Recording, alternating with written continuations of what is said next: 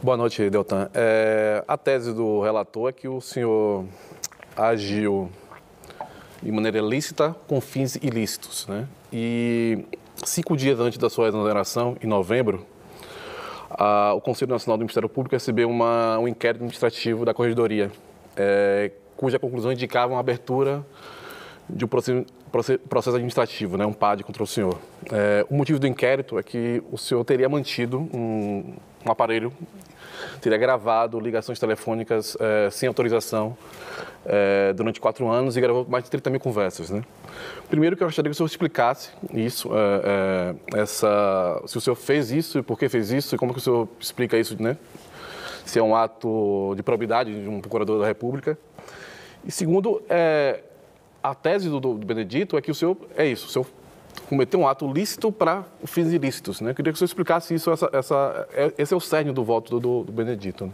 Certo, eu vou explicar as duas coisas. A primeira coisa você está mal informado sobre esse processo disciplinar que você disse. Se existisse algum processo disciplinar instaurado... Eu não disse que era processo, eu disse que era um inquérito, que tinha um apontamento, uma indicação de processo administrativo. Isso, esse inquérito ele já foi concluído e não chegou à minha responsabilização nem de mais ninguém nesse caso, tá? Esse inquérito ele foi concluído, houve um desmembramento dele, mas ele não chegou à responsabilidade minha por esse fato. O que aconteceu na Força Tarefa? Nós estávamos recebendo ameaças, nós estávamos recebendo ligações de pessoas em 2015 e 2016 que defendem, acho que o ódio do bem, a democracia do bem, e estavam ligando para lá e dizendo que iam matar, que iam fazer coisas erradas conosco, e por conta disso a gente comprou um aparelho de gravação dos nossos ramais para nos proteger, para produzir prova em relação a ameaças que nós estávamos recebendo.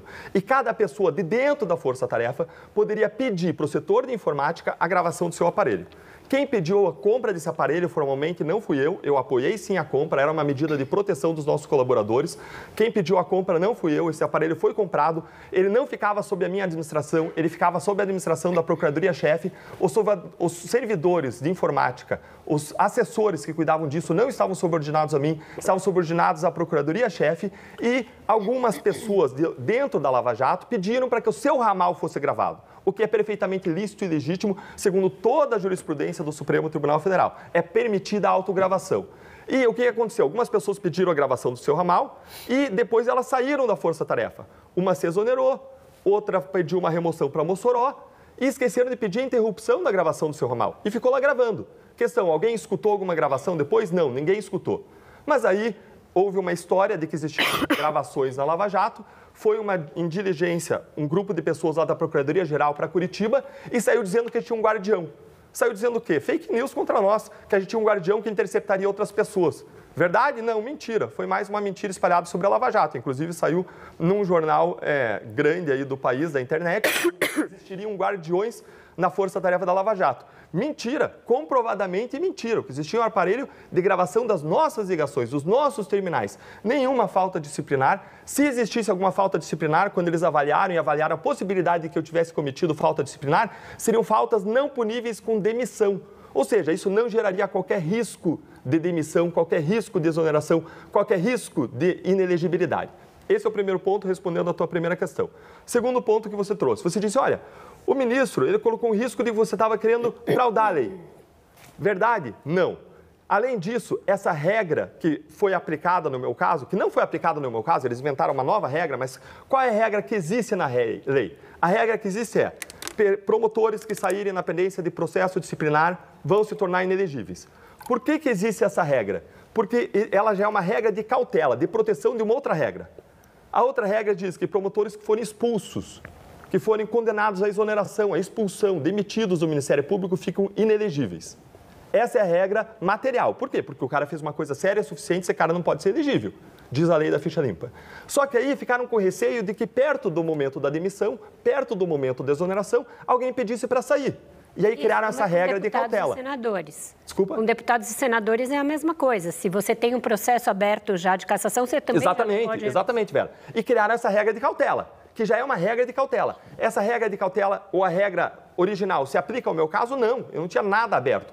Aí, o que ele fez? Ele criou uma outra regra, dizendo que quem sai antes do momento e tem reclamações fica inelegível. Essa regra, eles decidiram o contrário no final do ano passado, dizendo que reclamação não é suficiente. O que é uma reclamação que não se converteu em processo disciplinar? Uma reclamação é o seguinte, qualquer pessoa que diga, vá lá na corregedoria e diga, o Deltan é feio, eu não gosto do Deltan, o Deltan abusou aqui, vai ser colocada uma capa naquilo e vai ser dado o nome de reclamação com aquela reclamação da pessoa.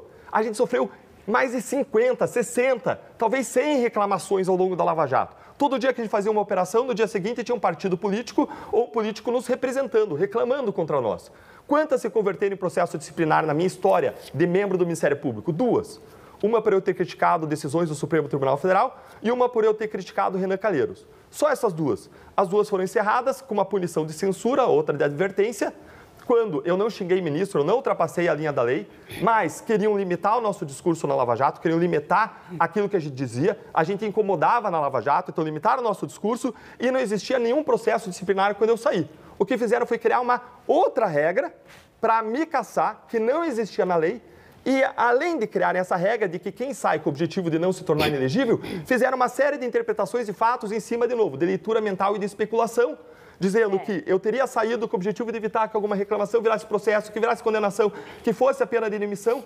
E além de construir todas essas suposições, isso não bate com a realidade. Eu tenho aqui as mensagens do senador Álvaro Dias, da conversa com pessoas de outros partidos, ainda daquela época, com as negociações partidárias que se seguiram à minha saída. Ou seja, as razões pelas quais eu saí estão comprovadas. E mais, as 15 reclamações, aquele rescaldo que tinha ficado da época da Lava Jato, eu já não estava na Lava Jato há um ano, elas não se converteriam em PAD, porque, de novo, das 15, 11 delas... já falou, deputado, a gente está com o tempo super estourado, Tá não bom, vamos nos repetir. Mas o ponto é, nenhuma tinha potencial de se converter em PAD numa demissão. Mas aí potencial o senhor também está especulando, nenhuma era um processo administrativo. Não, eu estou olhando para o fato do conteúdo delas e para o destino de outras reclamações. Mas bastava ter processo aberto que o senhor já poderia ser inelegível, então a gente não precisa nem especular sobre a conclusão. Certo? Não um processo que tivesse por pena uma não demissão. Um processo que tivesse por pena censura, um processo que tivesse por pena advertência, na leitura da lei, ele não converteria em inelegibilidade.